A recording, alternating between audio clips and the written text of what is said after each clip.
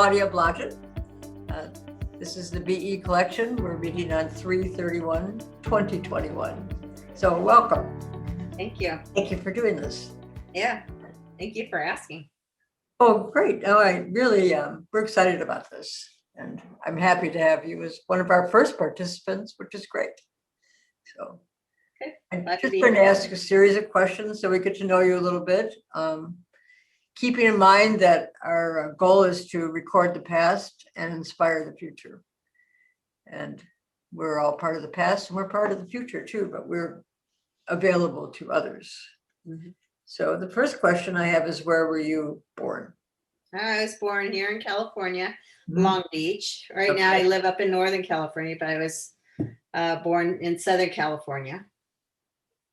And where do you live in Northern California? Yeah, we live in Morgan Hill, which is just south of San Jose. Mhm. And it's a little more rural than San Jose. Uh-huh. I don't. And how did you, when you were growing up, did you stay in Long Beach?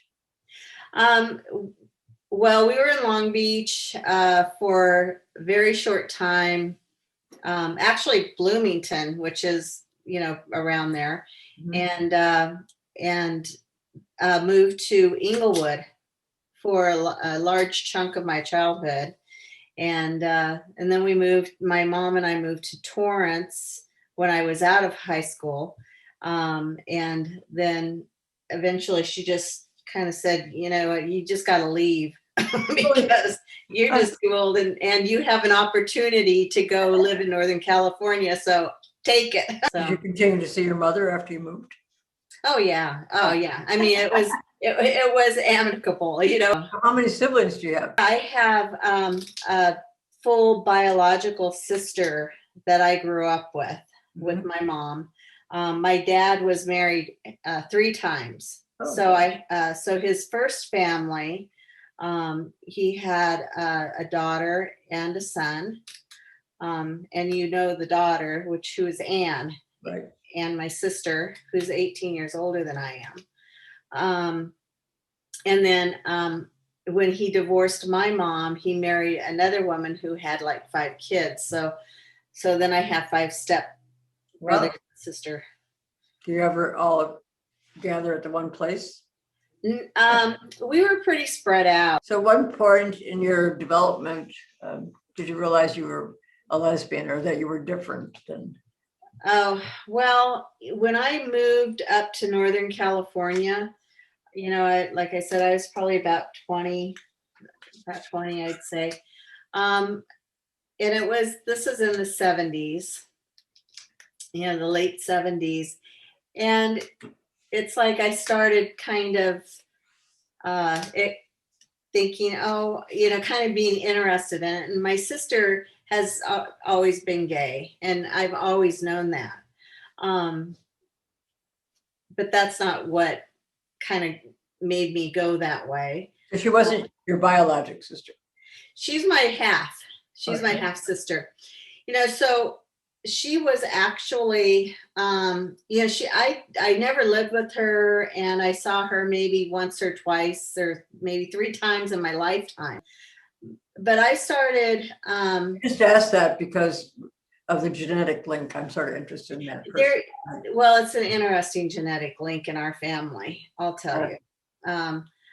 But yeah, when I moved up to Northern California, that's when I started kind of going like, I wonder, this would be fun. And we actually did go out to a lot of gay bars because my friend's uncle, who helped us tremendously in Northern California, him and his partner would have us over all the time, and we go to gay bars, and we just have a good time.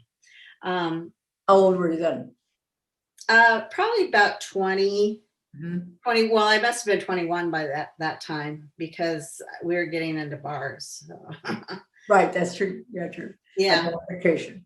Yeah, exactly. So, and by the time I was 21, I mean, I had a lot of jobs and things like that. I haven't really had regular jobs, so. What was your first job? My first job as 21. At 21. Right.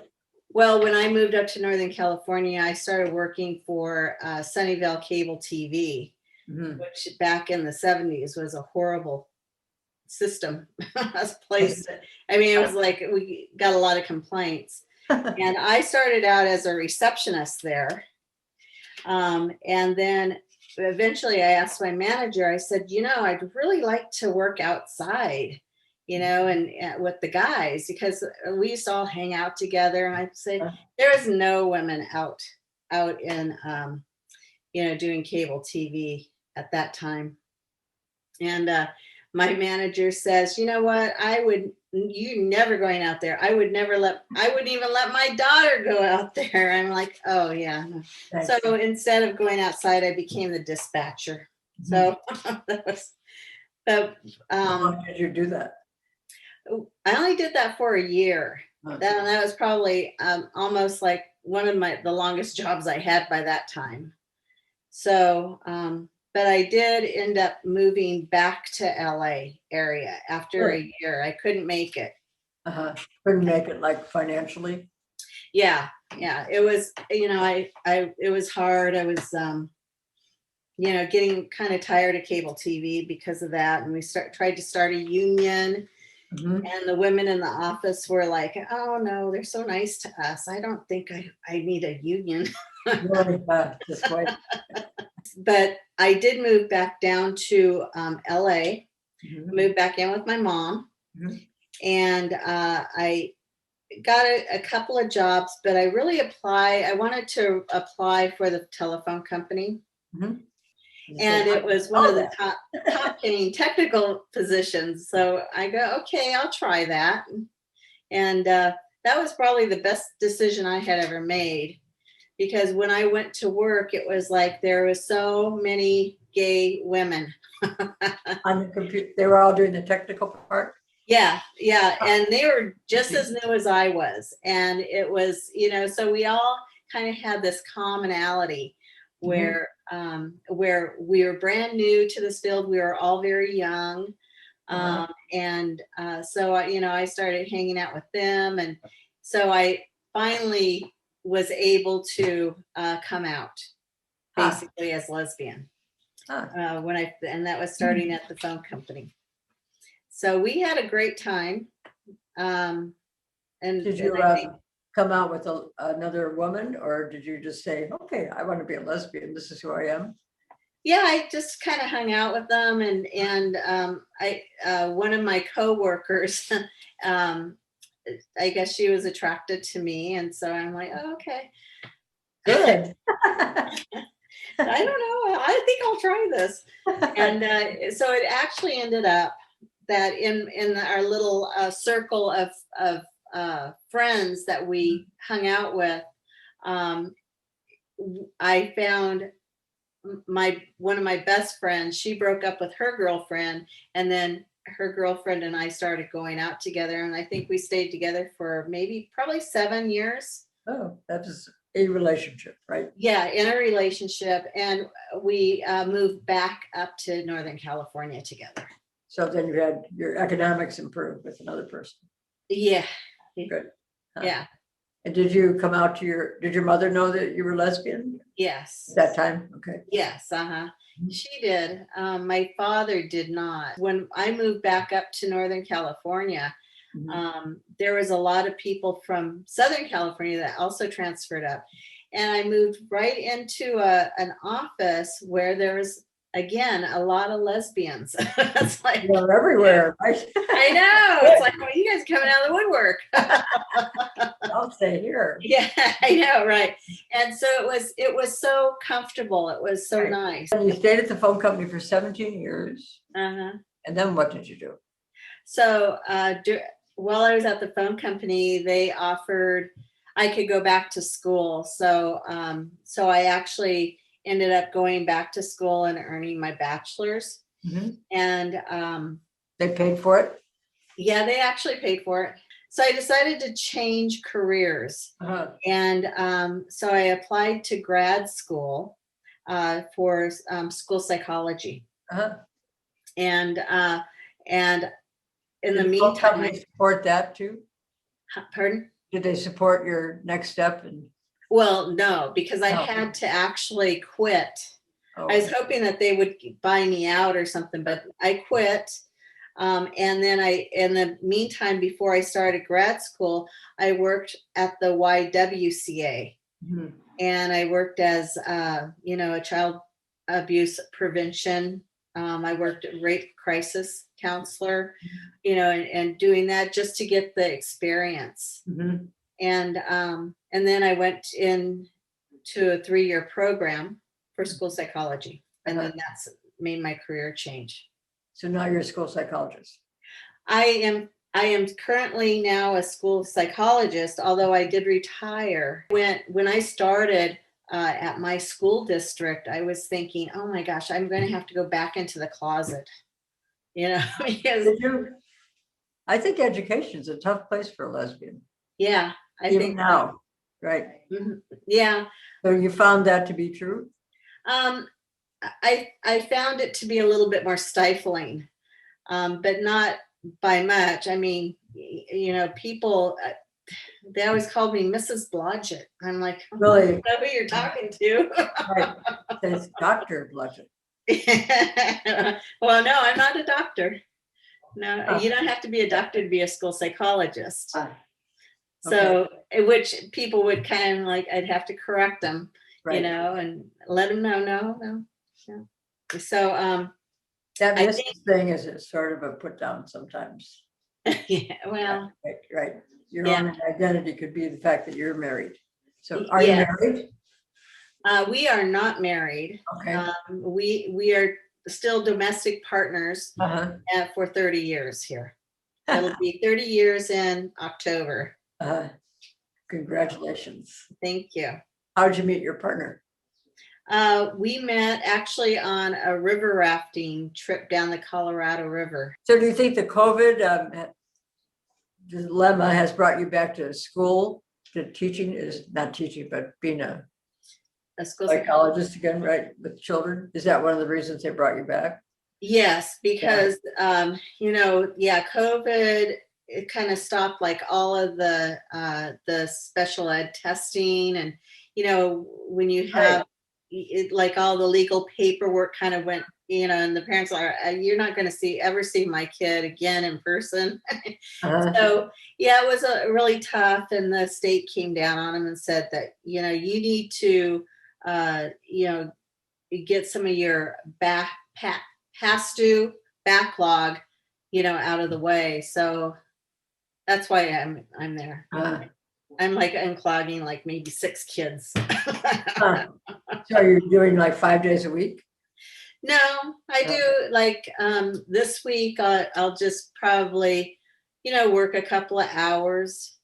And then when I have a schedule, I haven't even tested any kids yet, but that's like a couple of hours, a day. It's really easy work. So far, it's just hard of coordinating. Do you think in the workplace that for lesbians, it's more comfortable, safer emotionally to come out than it was when you first started your own path? Yes. I think like looking at my life, it was definitely, I was more out and open when I was at the phone company. When I went into education, I think one of the things that scared me most was not being gay, but being an atheist. It's like, it's like, it's like, really? But, because everybody's like so religious, and I just, I tolerate them. But I think find that with the parents or with other educators? both. Both. With both. But being gay, I certainly, like where I worked, there are some staff members that were really closer to me and knew more about me than so they knew, but they would, we kept it from parents. What would you say was the most rewarding part of your career as a psychologist? The most rewarding, I think I really built my whole career, like building a rapport with parents. I really do, and you would think that would be hard being gay because you feel like you're hiding that part of your life. But Mhm. people don't really want to know about you. They want you to know about them. I would agree with that. Yeah. So what would you advise a young woman seeking to follow your direction? What would she look for in herself? What skills should she have? As far as You've been career, very busy. Yeah, as far as careers or yeah. even life. Well, I actually did have one of my students. It was no, actually, really wasn't really one of my students. They're all my kids, Mhm. and she said, "I have a Girl Scout presentation I need to do, and I'd like to invite you to talk about school psychology." And I was like, "Oh, that's great. Okay, I'll do that." Yeah. So I was kind of hoping I could kind of get her to do that because we do need more school psychologists. So what do you think that's your favorite career? Have you always stayed in the same school district or? Yeah, I've only been in two school districts, and the one that I was in was the one that I pretty much trained in. I started from the very bottom, so yeah, I I like the school district, but it has changed a lot. Do you think the workplace has changed in terms of accepting women? Heavily? Well, teachers, that's there is a little bit of reverse discrimination going on in schools Is way it? back when, and that was more they discriminated against men teachers. I Mhm. think a lot, and that was when you could smoke in schools. Right. Those days. It's changed. The kids are changing a lot. Mhm. I feel like there's more behavior problems in schools. And What's your plan for your retirement? so what we planned in our retirement is to do a lot more traveling. So we downsized from our 2-acre property that we had in San Martin, which is not very far from us right now. And we're living in a senior park, Huh. a senior mobile home park. It's a resident owned. It's very nice. Huh. And so we have everything paid off. I wish you a lot of luck. But in your legacy now, this is part of it that you're doing. How would you like to be remembered? I'd like to be remembered for someone who is a lesbian that loves to talk to people. I love it to be an example, a good example. If someone contacted you as a result of viewing this video, would you like to talk to them? Sure. Okay, Yeah, great. That's good to know. Yeah, I mean, I want to be. I want people to look at me and say, oh, okay, that they are living their true life. This has been great. So thank you. All right. All right. Thank you. Bye. Bye.